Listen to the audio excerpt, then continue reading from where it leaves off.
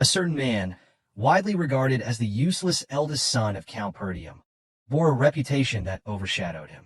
He was uncontrollable, a reclusive sword master confined to his room, and often labeled as a madman.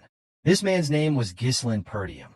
Amidst the chaos, a knight clad in armor trembled in pain as he struggled to comprehend the reality of his defeat. He had fallen to Ghislain, whom he considered nothing more than human garbage. It seemed inconceivable to him that, as the finest knight in the north, he had been bested by someone so despised.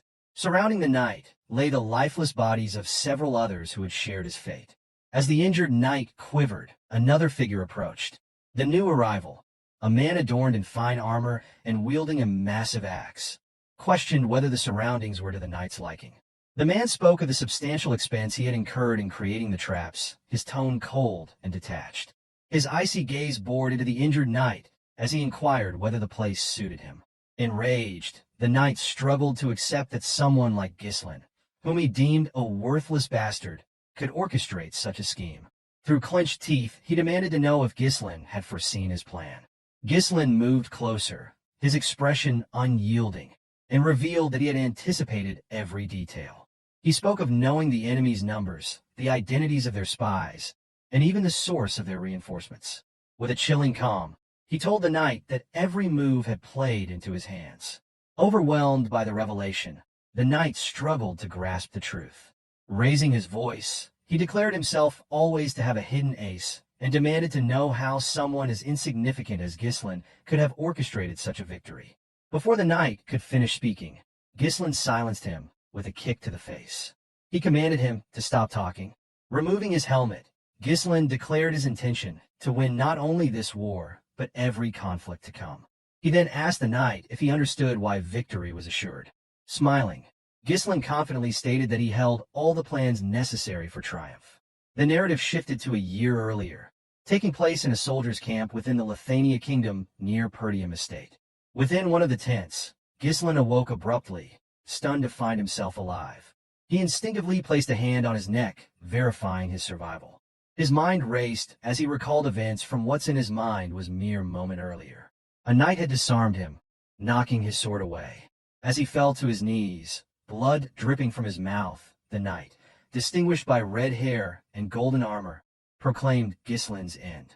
This knight, known as the noble knight Aiden, was one of the continent's 7 strongest men. Aiden had declared the war over, his voice laced with finality. Pointing his sword at Ghislain, he asked if the defeated man had any last words.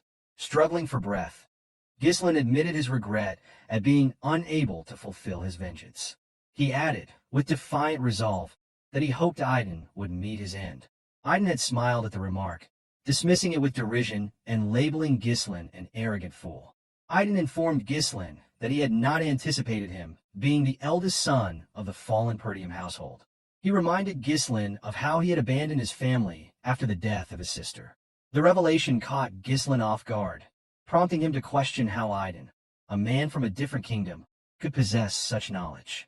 The noble knight dismissed Ghislain's surprise, explaining that he had worked tirelessly to track him down. With a malevolent smile, Aiden revealed that he and his allies had conspired with the Delphine household to orchestrate the downfall of the Perdium family. Ghislain was stunned by this confession, shocked to learn that Duke Delphine's household had not acted alone. Moving his sword closer to Ghislain's neck, Aiden declared that there was no need to divulge further details, as Ghislain was fated to die. He demanded that Ghislain accept his end, but Ghislain, filled with fury, vowed never to forgive him. Unmoved by Ghislain's defiance, Aiden struck a decisive blow, severing his head with a single stroke. The scene shifted to the present, where Ghislain stumbled toward a barrel of water. He gazed into its reflective surface, confirming that his head was still intact. Confusion gripped him as he struggled to reconcile the events, wondering if he was hallucinating. Glancing around, Ghislain noticed that he appeared much younger than he remembered. Suspicion gnawed at him as he speculated whether he had been captured and used as an experiment by mages. Resolving to exact revenge if that were the case, he scanned the area and noticed a sword lying beside the barrel. While deep in thought, he heard a voice call out to him, addressing him as young master. The figure entered the tent and urged him to come outside, stating that he knew Ghislain was awake. The man, A soldier named Ricardo who served the Perdium household took another step closer. Before he could react, Ghislain moved behind him and pressed the sword to his neck. Startled, Ricardo froze as Ghislain, in a serious tone, warned him that his life would depend on how accurately he answered the questions. Ricardo, addressing Ghislain as young master, retorted that he was crossing a line. Ghislain, taken aback by Ricardo's casual demeanor despite the threat, demanded an explanation. With surprising nonchalance, Ricardo pushed Ghislain back and revealed that he had worn himself out earlier with a tantrum before falling asleep. Ricardo reminded him of his earlier tirade about wanting to command the army on a raid against the orcs. Ghislain, still unable to process the situation, accused Ricardo of spouting nonsense. Unfazed, Ricardo picked up a bag and instructed Ghislain to pack, explaining that others were waiting. With growing unease, Ghislain asked where they were headed. Ricardo, walking past him, informed him that their destination was the Perdium estate. Stunned by this revelation, Ghislain grabbed Ricardo and demanded clarification, asking if he truly meant the fallen Perdium estate. The scene shifted once more. Ghislain stood atop a cliff, gazing at the estate in the distance. The sight confirmed that it was indeed the Perdium estate. However, confusion clouded his thoughts as he tried to comprehend why it appeared untouched. He vividly remembered the estate being reduced to ashes the last time he saw it, yet now it stood in pristine condition. Ricardo stepped closer to Ghislain and questioned whether he had been having a nightmare. He expressed disbelief that Ghislain would refer to the Perdium household as a fallen one and warned that the Count would expel him for uttering such words. Despite Ricardo's statements, Ghislain remained unconvinced of the reality surrounding him. Believing he was trapped in a dream, he pinched his cheek to test the sensation.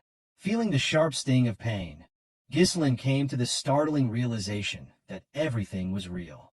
Observing his youthful face in the reflection and the unscathed state of his estate, Ghislain deduced that he had somehow returned to the past. Memories of his younger self surfaced, filled with resentment toward his household. His immaturity, born of feelings of inferiority, had caused trouble, alienating him from the family. Over time, criticism became unbearable, and he ultimately fled from home. Years later, he survived countless battles as a mercenary, honing his skills and earning renowned title. With his reputation solidified, Ghislain returned to his county, intent on making amends for past mistakes. But by then his household had been reduced to ashes. Now, standing before his family's flag on top of a camp, Ghislain felt a flood of relief. Everything he had lost, his estate, the people he cherished, was still intact. Overcome with emotion, he laughed uncontrollably, teetering on the edge of madness, and fought the urge to burst into song. Yet, the moment of joy was fleeting. Ghislain recalled Ricardo's earlier mention of their mission, a raid on the orcs. His memory immediately turned to the disastrous raid in his past life, the day most of the squad perished. In his previous life, Ghislain had joined the raid to make a name for himself. Reports had claimed there were only 3 orcs, leading him to underestimate the danger. Lacking experience in command, he had insisted on leading the squad. When the group encountered over 20 orcs instead, the outcome was catastrophic, and nearly everyone lost their lives. Determined not to repeat his mistake, Ghislain resolved to handle the monsters strategically. Though orcs lacked cunning, their brute strength made them formidable. His primary concern was earning the trust of soldiers who viewed him as a useless failure. Lost in thought, Ghislain was jolted back to reality by a loud crash. A wooden guard post flew through the air, landing heavily in front of him. A soldier screamed, alerting the others to the orcs' arrival. Chaos erupted as the men scrambled to take defensive stances. Ghislain's heart sank. The orcs had come earlier than in his past life. He watched in horror as the beasts tore through the soldiers, their massive weapons and hulking forms overwhelming the defenders. Amid the chaos, a man in blue armor shouted for the soldiers to form ranks. The commander of the raid squad, Scoven, called for calm and ordered a defensive formation. As Scoven moved to confront an orc, the creature swung its massive weapon at him. The commander narrowly blocked the attack with his sword, but the situation grew direr. Scoven realized that the squad had been ambushed and caught unprepared, and the number of orcs far exceeded their expectations. While Scoven reeled from the situation, a voice called out, warning him of danger. An orc loomed behind him, preparing to strike. Before the blow could land, someone pushed Scoven out of harm's way. It was Ghislain, who stepped between the commander and the orc. Scoven was stunned to see his young master standing there. As the orc's axe descended, Ghislain acted swiftly. He stabbed the creature's hand and severed its fingers with his sword. Without hesitation, he followed up with a precise slash to its thigh, wounding the beast and halting its advance. The soldiers, along with Scoven, stood frozen in disbelief as the orc screamed in agony and collapsed. Ghislain, however, was dissatisfied with the cut he had inflicted. He quickly realized his limitations. His inability to use mana yet was a glaring disadvantage. Frustration bubbled within him as he lamented not returning to the past sooner. Turning to Scoven, Ghislain demanded something unexpected. The commander, confused, asked for clarification. With unwavering confidence, Ghislain requested command of the squad. Scoven was stunned.